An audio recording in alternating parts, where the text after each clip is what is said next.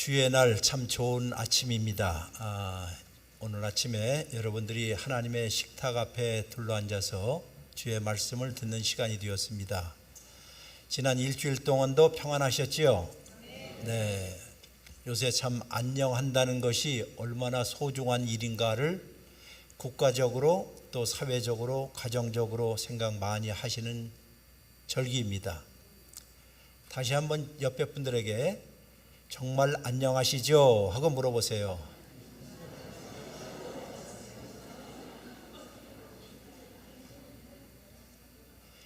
여러분, 한국말 가운데 우리가 안녕이라는 단어를 한번 생각해 보세요. 우리가 교회에서는 보통 무슨 단어로 사용을 할까요? 히브리어로 여러분 많이 사용하는데 샬롬 그러잖아요. 샬롬이라는 말은 원래 히브리 말로 가득 찼다는 것이에요. 넉넉하다. 그러니까 넉넉하니까 무엇인가 다른 사람에게도 줄 수 있는 여유가 있을 때 그 상태를 가리켜서 샬롬이라고 얘기합니다. 보통 이 샬롬이라는 이 단어를 평화라고 이야기를 하는데, 원래 평화라는 말은 전쟁이 없는 상태를 가리켜서 평화라고만 얘기하지 않아요. 평화라고 얘기를 하지 않아요. 보통 사람들은 평화라는 것은 전쟁이 없을 때 평화구나 라고 생각하지만은 그렇지 않고요. 어느 사람이 이른 아침에 낚시를 갔습니다. 낚시를 가서 앉아 있는데 모든 것이 조용하고 물길 위에 웃기만 이렇게 왔다 갔다 하는 이 순간, 그리고 그걸 가만히 쳐다봐요. 그리고 모든 세상의 잡념을 다 잊어버리고 있는 순간 무엇인가 뜨는 것이 느껴집니다. 소위 말해서 낚시하는 사람은 손맛이라고 부르는, 탁 잡았더니 큰 고기를 낚게 되었습니다. 그것을 여러분이 히브리어로 뭐라고 하는 줄 아세요? 그게 샬롬이에요. 그게 샬롬이라고요. 마음속에 넉넉함을 가져다 주는 것. 아니면 등산을 좋아하시는 분들, 산을 올라갈 때 얼마나 힘들어요. 땀을 뻘뻘 흘리고 올라가서 제일 산 위에 정상에 섰을 때의 그 기분, 그걸 히브리어로 뭐라고 한다고요? 그것도 샬롬이라고 하는 것이에요. 가정의 부부지간이 참 좋을 때, 부모와 자식과의 관계가 모든 것이 좋을 때, 그것도 샬롬이라고 불러요. 그렇게 샬롬이라는 것은 단순히 우리 종교적인 언어가 아니라 이 세상에 하나님이 이 세상을 창조하셨을 때에, 창세기 1장을 보면 하나님 창조하셨을 때 하나님께서 잡복을 하셨어요. 뭐를 하셨다고요? 잡복의 원조가 하나님이에요. 아셔요? 왜냐하면 자기가 만들어 놓고 하시는 말씀이 이보다 더 좋을 수는 없다. 참 좋다라고 하신 분이 누구시죠? 하나님이죠. 그리고 하나님이 무엇의 원조라고요? 잡복이죠. 자기가 지어놓은 것을 보고 너무너무 좋아서 이보다 더 좋을 수는 없어. 그래서 창세기 1장에 제일 많이 사용되는 단어가 딱 하나 있습니다. 무엇일까요? 여러분이 책을 사시면 100페이지, 200페이지 책이라 하더라도 제일 앞에는 1페이지는 읽잖아요. 성경 제일 1페이지에 제일 많이 나오는 단어가 무슨 단어일까요? 예? 그렇죠. 좋았더라 하는 거예요. 좋았더라. 하나님이 빛을 만드시고도 좋았더라 하고, 세상에 이것저것 만들어 놓고도 좋았더라 하고, 하나님께서 자기가 창조하신 이 세상을 보면서 좋았더라 하는 좋음이라는 단어. 한번 옆에 사람에게 참 좋아요 해보세요. 그러면 옆에다 그렇게 질문해야 할 거 아니에요. 뭐가 좋아요? 그래야 할 거 아니에요. 자, 여러분이 사시면서 어느 단계에 있어서 참 좋다, 너무너무 좋다, 그것이 자연 만물을 보고도 좋다 할 수 있고, 길가에 피어오르는 야생화를 보고도 참 좋다라고 할 수 있고, 여러분이 동해바다에 가서 바다를 보면서도 참 좋다라고 할 수 있고, 설악산을 보고도 좋다 할 수 있고, 정동진에 가서 좋다라고 한 사람도 있지요. 그러면 어디 가서도 좋다라고 해야 할까요? 정서진에 가서도. 무슨 소리인지 아직 잘 모르시겠어요? 해가 뜨는 저 정동진. 왜냐하면 옛날에 광화문에 임금님이 딱 앉아 계시고, 광화문에서 정동쪽으로 있는 항구가 정동진이에요. 그래서 우리 거기에 뭐가 뜬다? 해가 뜰 때. 여러분이 일출을 보고 참 좋다라고 한 지가 얼마나 됐어요?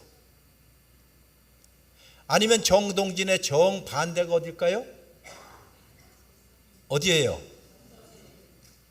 정동진은 가보셨지만 정서진은 안 가보셨죠? 한번 가보세요. 정서진이라는 말은 뭐예요?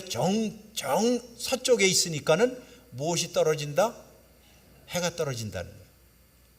아, 일출과 아울러 해가 뛰어서 중천에 있다가 또 저쪽 서쪽에 해가 지는 것, 그것을 보고 참 좋다, 이보다 더 좋을 수는 없어 라고 이야기하시는 분이 하나님이에요. 그런데 여러분과 제가 살고 있는 이 세상이 정말 참 좋은 세상입니까? 안녕한 세상입니까? 평안한 세상입니까? 평온의 세상입니까? 아니잖아요. 하나님이 처음 이 세상을 만드셨을 때는요, 너무나 좋아서 사람들이 이 온 우주를 가리켜서 영어로 코스모스라고 했어요. 코스모스. 한번 해보세요. 코스모스. 코스모스 하면 떠오르는 것이 가을철 코스모스 꽃만 생각하지 마시고, 코스모스라는 뜻은 우주라는 뜻이에요. 그런데 이 코스모스라는 이 단어, 반대 단어가 하나 있습니다. 하나 알려드릴게요. 무엇일까요? 그걸 갖다 케오스라고 그래요. 즉 혼란과 혼돈이라고 부르는 것입니다. 하나님은 이 세상을 질서의, 즉 코스모스, 질서의 세상을 만들어 놓으셨고, 질서 있는 세상을 바라보자 사람들은 아름다움을 느꼈어요. 여러분이 살면서 언제 아름다움이라는 걸 느껴봐요? 아, 누가 멋있게 차려입을 때 아름답다? 뭐 그럴 수도 있겠죠. 그러나 인간 관계가 깨어짐이 없이 잘 되었을 때 참 좋다라고 얘기하고, 우리의 육체가 건강할 때도 참 좋다라고 얘기해요. 그것이 다 아름다움이라고 부르는 것이에요. 이 세상은 아름다움과 질서를 다 망가뜨린 세상이 되었어요. 지난 얼마 동안 우리나라도 얼마나 혼란스러웠어요. 마치 군사 쿠데타 하듯이 군대들 난리를 치고 온통 혼란스러웠잖아요. 여러분과 제가 갈망하는 게 무엇입니까? 아, 제대로 된 사회, 질서, 아름다움, 그리고 모든 사람이 더 이상 반목하지 않고 다른 사람들끼리 미워하지 아니하고 하나가 된 정말 아름다운 세상을 꿈꾸지 않겠어요? 이게 누가 꿈꾸는 세상이라고요? 누가요? 대답 좀 해봐요. 누가? 하나님이 꿈꾸는 세상이라는 거예요. 하나님이. 여러분의 가정도 이렇게 아름답고 선하기를 바랍니다. 우리의 교회도 선하고 아름답고 질서가 있어서 주님을 찬양하는 노래소리로 가득 차기를 바랍니다. 우리의 연약한 육체도 강건함을 회복하여서 그나마라도 우리의 강건과 건강을 통하여서 하나님을 영광스럽게 할 수 있는 교인들이 되기를 바랍니다. 깨어졌던 부부의 관계들, 부모와 자식과의 관계들, 이웃과의 좋지 않았던 관계들, 이 모든 것이 어느 순간 회복되어서 아, 참 이보다 좋을 수는 없다라고 하는 것, 이것이 하나님이 꿈꾸는 세상이에요. 그러나 우리는 여러분과 저는 천당에서 살지를 않고 우리의 현 주소는 어디일까요? 분당입니다. 어디 살고 있다고요? 분당에 살고 있어요. 저기 성남시 분당이 아니라 제가 만들어낸 말인데, 분당이란 말은 나눌 분자, 집당자, 그러니까 일그러지고 깨어지고 분리된 집안에 산다는 것이에요. 어디가 그래요? 이 세상이 그렇지요. 우리의 몸도 깨어졌어요. 아픔이라는 것, 고통이라는 것, 혹은 병드는 것, 어느 분은 참 심하게 암투병 하시는 분들, 아니면 우리의 살다가 경제가 망가져서 너무 힘들게 사시는 분들, 이런 것이 다 아픔들과 분당에 살고 있는 우리들의 현주소입니다. 고통스럽지요. 영어로는 broken world라고 그래요. 일그러지고 깨어진 세상, 무엇인가 똑바로 볼 수 없고 생각할 수 없고 우리의 생각도 모든 것이 다 엉망진창이 된 세상 가운데 여러분과 제가 살지 않아요? 다른 사람을 볼 때도 항상 편견을 가지고 바라다 보지요. 아, 저 사람 옷 입은 거 보니까 괜찮네. 내가 사귀어야 할 사람. 아, 저 사람은 별 볼 일 없는 사람. 저 사람과 사귀어봐야 아무런 소용이 없는 사람, 미래가 없는 사람. 이런 것이 여러분과 제 마음속에 담겨져 있는 일그러지고 깨어진 마음들이에요. 이게 우리가 다 분당에 살고 있다는 뜻이에요. 그러니 우리가 갈망하고 열망하는 것이 어느 나라일까요? 하나님이 만들어 놓은 세상에 대한 꿈이에요. 희망을 갖고 살아야 한다는 뜻이에요. 오늘 여러분과 제가 읽은 성경은 시편 27편의 한 절만 읽었습니다. 한 절 한번 읽어보겠습니다. 여러분이 성경 갖고 있으면 이제 오늘 여기에 있는 시인이, 이 기도를 드리고 있는 이 시편의 시인이, 성도들이 어떤 상태에서 이런 기도를 드렸을까? 그리고 이 기도가 오늘 여기에 있는 율전교회 있는 모든 교우들과 제가 하나님 앞에 드리는 간절한 열망이 되기를 주의 이름으로 축원합니다. 27편 4절 읽습니다. 내가 여호와께 바라는 한 가지 일, 그것을 구하리니 곧 내가 내 평생에 여호와의 집에 살면서 여호와의 아름다움을 바라보며 그의 성전에서 사모하는 그것이라. 아멘이 안 나올 말 아니에요? 왜? 이 기도를 한 성도가 몇 가지를 바란다고 했어요? 몇 가지? 한 가지 바란다고 그랬죠. 근데 내용을 보니까 몇 가지예요. 이게 우리 보통 교인들이 성경을 읽는 방식입니다. 덮어놓고 읽어요. 자, 깊이 한번 읽어보세요. 내가 하나님께 간절히 바라는 소원이 하나 있습니다. 그것을 내가 구하겠습니다. 해놓고 몇 가지를 구해요? 예? 세 가지를 구하네. 말이 안 되잖아요. 한 가지 구한다고 하면서 이야기를, 첫 번째는 내 평생에 여호와의 집에 살기를 바랍니다. 두 번째는 여호와의 아름다움을 바라보는 것을 꿈꾸고 있습니다. 세 번째는 여호와의 성전에서 못한다고요? 사모한대요. 우선 이것을 바라는 이 기도문입니다. 여러분과 제가 성전에 와서 지금 하나님 앞에 고백하고 간구하는 고백문이에요. 근데 이 사람이 이 교회당에 오기 전에 바깥에 어떤 세상인가 한번 보세요. 자, 몇 구절만 읽습니다. 27편에서 대답만 하시면 돼요. 2절을 보시면 2절 첫 번째만 읽습니다. 시작. 스탑. 자, 누가 왔다고요? 악인들이 어떻게 왔어요?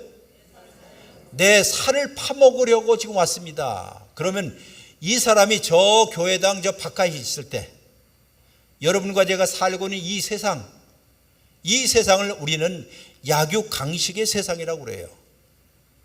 약육강식. 예? 약한 자는 뜯어먹히고 강한 자가 뜯어먹는 세상이 어느 세상이에요? 약육강식 세상 아니에요.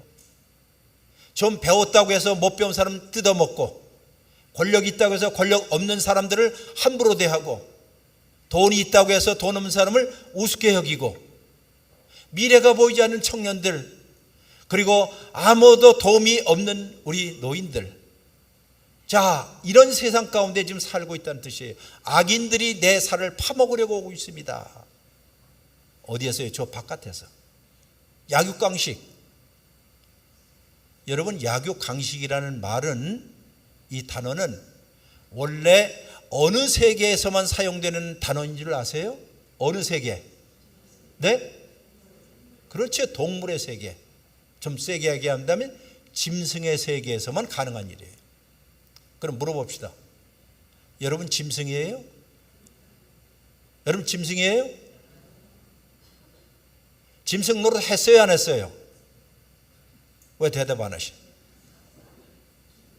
그렇잖아요. 우리가 짐승 노릇도 했잖아요. 조금 뭐 있으면 없는 사람, 약한 사람 우습게 여겼잖아요. 약육강식이라는 말은 짐승의 세계에서만 있는 것이에요. 그런데 우리는 자연스럽게 알지도 못하고 마치 내가 뭐처럼 살았어요? 짐승의 세계에서, 나도 어느 순간 짐승이 되어서 물고 뜯고 해서 성공의 사닥다리를 올라가기 위해서 누군가 짓밟고 올라가야 한다는 이 세상 가운데 여러분과 내가 살지 않았어요? 그런데 여기에 기도하는 사람은, 하나님, 내가 하나님을 모시고 사는데 악인들이 내 살을 뜯어 먹으려고 지금 왔습니다. 얼마나 절박한 상황 가운데 살았던 사람입니까? 또 하나 보겠습니다. 또 하나. 자, 6절을 한번 보시겠습니다. 6절. 자, 3절. 시작. 스탑. 누가 나를 공격한다고요? 군대라고 그랬어요. 자, 여기 진친다는 말은 군대 용어입니다. 군대에서, 군대가 뭐 포병이든지 뭐 보병이든지 적진을 향하여서 적을 공격하기 위해서 지인들을 구축하고 지인들을 세우는 것, 그런 식으로 얘기해요. 그런데 나를 대적해서 나를 무너뜨리고 하고 우리 가정을 무너뜨리고 우리의 교회를 무너뜨리기 위한 수많은 대적들, 적군들이 저기에 진을 치고 있습니다. 지금 이렇게 표현을 한 거예요. 혹시라도 사시면서, 지금도 그렇겠지만 혹시 사시면서 사면초가라는 경우를 겪어보신 일 있어요? 사면초가. 좌우 남북을 다 돌아봐도 나에게 도움이 전혀 없고 나는 고립무원에 외롭게 사는 사람들, 누군가가 나 툭 치면 나는 넘어질 수밖에 없는 사람들, 이런 경우를 당했을 때, 그게 젊었을 때든지요, 나이를 들었을 때든지, 여러분 사업을 할 때든지, 막막할 때, 성경은 이것을 가리켜서 우리가 광야에 갇힌 바 되었습니다 라고 이야기한 고백이 있어요. 광야에 갇혔다. 이스라엘 백성들이 애굽에서 나왔을 때, 애굽에서 탈출을 하자 뒤에서 애굽 군대와 애굽 바로 왕이 막강한 군대를 몰고 추격전을 벌입니다.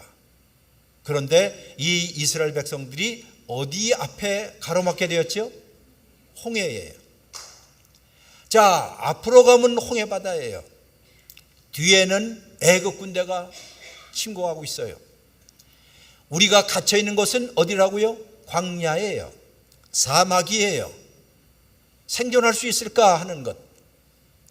이런 외로움들과 두려움들과 고독 가운데 있었던 이 성도가 이런 표현을 한 겁니다.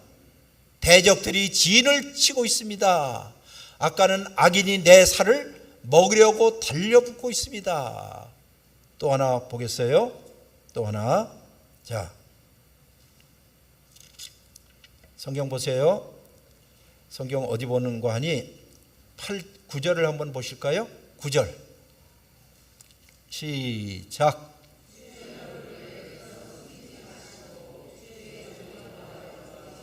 스탑. 여기서는 무슨 표현이에요? 내가 이렇게 절망적으로 절박하고 너무나도 힘든 가운데 있는데 누가? 하나님이 자기의 얼굴을 보여주지 않고 숨겼다는 거예요. 좀 어려운 말로 하나님께 아무리 부르짖어도 하나님께서 응답하시지 아니하고, 하나님께서 얼굴을 외면하시고, 하나님께서 침묵하시고. 자, 이게 진짜 그리스도인들이 이럴 때 하는 말이 있어요. 세상 말로 한다면 미치고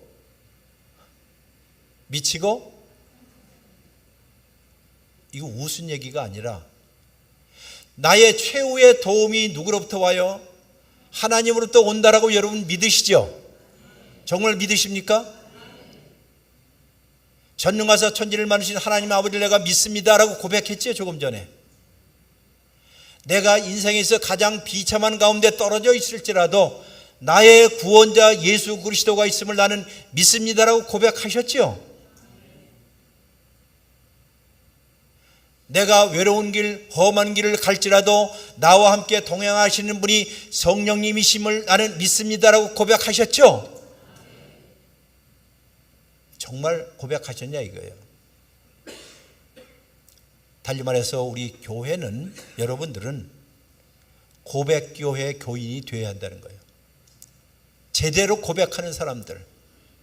근데 이렇게 고백을 하다 보니까 하나님께서 외면하시고, 하나님께서 대답하시지 아니하시고, 하나님께서 생뚱맞게 아무런 응답도 하지 않는 것, 그리고 오히려 하나님이 나를 향해서 어떻게 해요? 분노하시고, 하나님이 나를 향해서 분노하시고 징계하시고 채찍질하시고 때리시는 것 때문에 정말 미치고 환장해서 9절에 이런 말씀을 하는 것이에요. 어찌하여 하나님 나에게 얼굴을 숨기십니까? 어찌하여 주의 종에게 노를 하십니까? 왜 분노하십니까? 이렇게 이야기하는 것이 오늘 시편 27편의 기도문의 전체예요.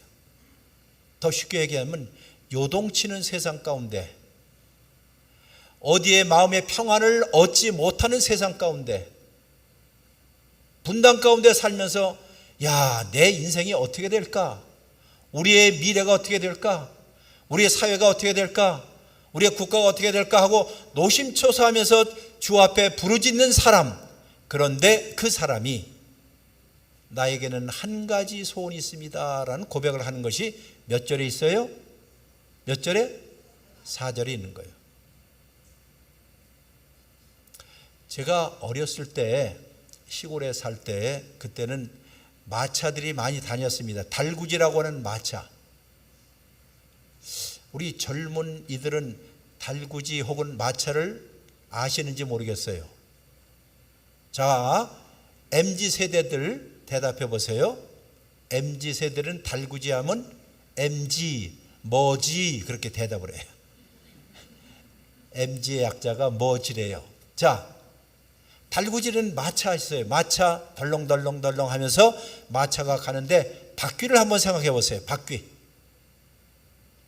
돌짝밭을 또 비포장 도로를 가다 보면 덜컹덜컹 하잖아요. 바퀴가.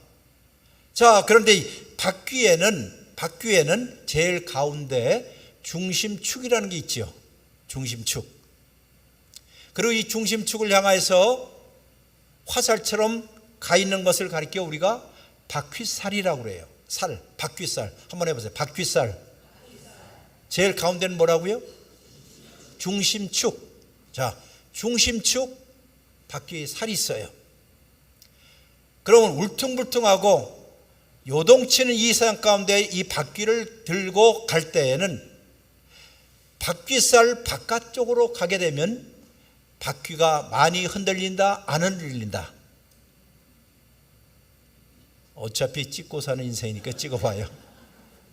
많이 흔들려요, 안 흔들려요? 바깥으로 가면 막 흔들리잖아요. 그렇죠? 바퀴살 바깥으로 가면 막 흔들려요. 가정에 문제도 있고, 암도 있고, 병도 있고, 뭐 사회적 혼란도 있고, 분열도 있고, 온갖 힘든 것들이 덜컹덜컹. 그것도 비포장 도로이기 때문에 더해요. 돌짝밭이기 때문에. 그런데 이런 수레바퀴가 가면서도 움직이지 않는 곳이 있어요. 어딜까요? 어디요? 다 같이 시작. 중심축이 있죠. 이제 생각을 해보시면 오늘 시편 21편 전체는 마치 울퉁불퉁한 너무나도 힘든 삶을 살고 있는 한 그리스도인이 주님 이거 해결해 주세요, 저를 해결해 주세요 라고 이야기하는 대신에 나에게는 딱 한 가지 소원이 있습니다. 그 소원 중심축이 몇 절에 있어요? 4절에 있는 거예요. 4절에. 여러분도 저도 이런 고백하시기를 주의 여러분을 축원합니다. 이렇게 고백해요. 생각해 보세요. 어떻게 요동치는 이 삶 가운데서 여러분이 관조할 수 있는 힘이 어디서 올까? 버거운 상대를 만났을 때에도 여러분이 상대를 그 버거운 상대가 돈일 수도 있고요, 병일 수도 있고요, 암일 수도 있고요, 깨어진 인간 관계일 수도 있고요, 허약한 체질일 수도 있고 무엇일 수 있어요. 이 버거운 상대를 만났을 때도 여러분이 담대하게 직면할 수 있는 그런 능력은 어디서 오겠어요? 아니면 풍랑 속에서도 풍랑이 막 흔들림에도 불구하고 탈을 잡고, 키 알죠? 키. 또 설명이 필요한데, 여러분 배에 큰 배가 움직이지 않도록 내리는 것이 무엇일까요? 닻이에요? 돛이에요? 닻이죠. 무거운 닻을 내리면 요동치는 세상 가운데서도 배는 흔들린다 안 흔들린다? 안 흔들리죠. 이걸 우리가 앵커라고 해요. 앵커. 앵커란 말 들어봤어요? 뉴스 들어보니까 9시 뉴스를 전해주는 아나운서를 앵커라고 하기도 하죠. 왜 그럴까? 하루 종일 복잡한 모든 일들을 종합해서 지금 이야기합니다 하는 의미에서 앵커맨이라는 말을 쓰는 거예요. 아니면 여러분들이 가을철에 운동회가 있으면 이 시골 이런 지역에서 가을철 어린이 운동회 할 때 지금도 기억나는 제일 재미있고 제일 흥미있는 것이 400m 계주라는 게 있었죠. 100m 팍 달려요. 그러면 바톤을 타치하죠. 그리고 두 번째 달리고 세 번째, 네 번째 달리는 사람을 가리켜서 뭐라고 하는지 아세요? 그것도 앵커라고 해요. 끈맺는 사람, 앵커. 원래 앵커라는 말은 요동치는 배를 움직이지 않게 하는 닻을 가리켜서 앵커라고 해요. 이제 다시 이야기합니다.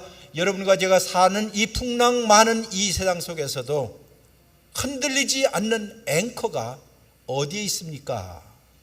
그걸 갖고 계십니까? 하는 거예요, 우리 그리스도인들이. 아니면 전쟁의 나팔 소리가 들려와도 두려워하지 않는 강심장은 도대체 우리 그리스도인들 어디서 찾을 것인가? 아니면 변화무쌍한 기류 가운데서도 고정점을 발견할 수 있을까? 스틸 포인트를 발견할 수 있을까? 이것이 오늘 우리가 교회에 올 때마다 생각해야 할 것이에요. 이것. 이제 말씀 거의 마칠 때가 되었어요. 이 시인이 몇 가지 요구한다고 그랬죠? 단 한 가지 소원이 있다고 그랬죠. 근데 열어보니까 몇 가지 소원이에요? 3가지였어요. 자, 그것만 잠시 이야기하겠어요. 이거는 여러분들의 기도의 제목이 되기를 바라요. 제일 먼저 뭐라고 그랬죠? 내 평생 여호와의 집에 사는 것. 그러면 잘못 들으시면, 여기 졸다가 들으시면 저 목사님이 이제부터 모든 집회에 나와서 교회에 오라는 소리를 하는구나 라고 생각해도 되지요? 그건 아닌 것 같아요. 그 뜻은 아니에요. 여기에 내가 여호와의 집에 살기를 원합니다 하는 뜻은 누구와 함께 있기를 원한다는 거예요? 하나님과 함께 있기를 바랍니다 하는 거예요. 언제요? 언제? 내 평생에. 내 평생. 여기 내 평생 사는 모든 날에 나는 주님과 함께 있기를 바랍니다. 이것이야말로 우리의 삶의 중심축을 잡는 일이고 흔들리지 않는 것이고 이 세상에 강심장을 가지고 살 수 있는 고백교회 교인들이 갖는 신앙의 태도예요. 내 평생의 모든 날이라고 했어요. 모든 날. 내 평생의 삶이 언젠가 내 삶이 멋진 날에도 아니면 내 삶이 비참하고 고단한 날에도 아니면 내 삶이 길고 긴 어두운 밤에서도 아니면 찬란한 아침에도 아니면 여러분이 세례를 받기 위해서 어린아이를 데리고 이 강단에 왔을 때를 기억하십니까? 여러분의 자녀를 바로 그때 세례받기 위해서 어린아이를 품에 안고 서 있을 때나 아니면 내가 사랑했던 우리의 부모나 가장 가까운 이웃이 세상을 떠나서 장례식장에 서 있을 때나 정동진이나 어디요? 정서진이나 우리의 인생의 일출 때와 아니면 일몰 때나 여러분의 인생이 지금 30대라고 한다면 아마 중천에 떠 있을 거예요. 갓난아기라면 지금 저 동쪽에서 떠 있을 거예요. 벌써 50대 60대가 되면 해가 지는 석양역 어딘가 언덕백이 있을 것 같아요. 70대 80대 90대가 되면 저 서쪽 석양역을 바라볼 때가 되지 않았어요? 그런데 이야기는 우리의 삶의 처음서부터 마지막까지 슬플 때나 기쁠 때나 건강할 때나 괴로울 때나 어린아이를 품고 젖을 먹일 때나 아니면 우리의 어머니들 아버지를 노양병원에서 보면서 슬퍼할 때나 전쟁의 날이나 입학의 날이나 산의 정상에 올랐을 때나 중환자실에 누워있을 때나 이것이 바로 내 평생 모든 날이라는 거예요. 이 내 모든 평생의 날에 누구와 함께 있고 싶다고요? 하나님과 함께 있고 싶습니다 하는 거예요. 얼마나 간절한 소원이에요. 얼마나 간절한 소원입니까? 이것이 바로 하나님을 갈망하고 하나님을 사모하고 그의 임재를 경험하는 것이었습니다. 이것이 평생 예배하는 그리스도인들의 삶이에요. 이게 여기서뿐만 아니라 그리고 또 두 번째 또 소원이 있대요. 두 번째 소원이 뭐죠? 여호와의 아름다움을 여기 바라본다는 말이 원래는 무슨 뜻이냐? 여호와의 아름다움을 꿈꾸는 것입니다 그랬어요. 꿈꾸는 것. 그런데 여기 꿈꾼다는 원래 뜻은요, 하나님이 그에게 이런 꿈꾸는 세상을 보여주어야만이 보는 거지 자기 혼자 꿈꾼다는 뜻이 아니에요. 원래 성경에 의하면. 아, 이게 무슨 뜻이에요? 하나님, 이 혼란한 세상 가운데서 나에게 하나님의 아름다우심과 하나님의 장대하심과 하나님의 위대하심을 보여주는 그 세상을 나에게 못 해달라고요? 보여주세요. 그럴 거예요. 보여주세요. 보여주세요. 여러분이 사시면서 이 좋은 6월에 엊그제 현충일날 시간을 내어서 혹시 가족이나 혹은 연인이나 아이들과 함께 잠시라도 드라이브해서 어디 갔다 오신 분이 있어요? 아니면 서울 대공원이든지 뭐 어디든지 간에 그런데 가서 보면 하나님의 자연 창조 세계를 음미를 한번 해보세요. 아니면 캄캄한 지리산 한 구석에 갔을 때 한 밤중에 하늘에 떠 있는 무엇을? 별들을 한번 보세요. 아, 내가 그동안 별을 잊고 살았구나. 별을 잊고 살았구나. 길가에 있는 피어 있는 자그만 야생화, 길거리에 있는 조그만 풀들 하나 보면서 감격해보고 감사해보고, 아, 이보다 더 좋을 수는 없어 라고 해본 일이 있습니까? 그저 어제 소풍 가면 자리 깔고 삼겹살 구워 먹을 생각만 하지 말고, 에? 우리 그리스도인이 바로 하나님의 광대하심, 하나님의 위대하심을 찬양하는 일이 그거예요. 조금 전에 여러분 78장 불렀잖아요. 78장이 뭐예요? 주 하나님 지으신 모든 세계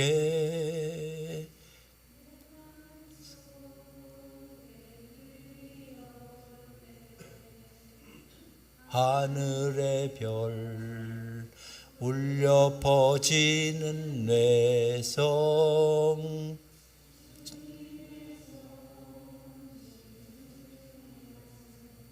됐어요. 이게 바로 이런 것이 하나님의 위대하심과 아름다운 세상, 이 세상 때문에 너무나 복잡한 세상 말고 하나님이 그 세상을 보여주세요.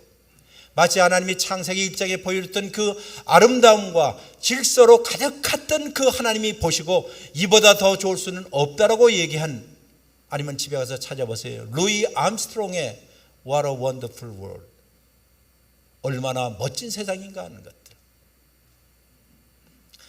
여러분이 자연을 음미하시고 때때로 모차르트의 음악도 들으시고 BTS 음악도 좋아요. 예수를 통해서 하나님의 아름다우심과 하나님의 장엄하심과 일출도 아름답지만 무엇도 장엄하다? 일몰도 아름다워요. 여기에는 나이 드신 분들 여러분이 보시면 얼마나 아름다운지 몰라요. 겉모양은 후패했으나 삶의 흔적들, 삶의 궤적들을 갖고 사셨던 여러분의 어머니와 아버지들 아니에요? 리스펙, 존경하세요. 생생하고 아주 튼튼한 육체를 갖고 있는 젊은이를 볼 때마다 이야, 참 멋있구나 라고 찬양해 보세요. 이게 바로 하나님의 아름다움과 위대하심을 꿈꾸고 싶습니다 하는 사람이에요. 세 번째, 마지막으로 무엇이라고요? 다 같이 뭐라고요? 그의 성전에서, 이것도 제가 여러분에 알려드려요. 제가 이래봬도 평생 구약 학자였거든요. 히브리어를 가르친.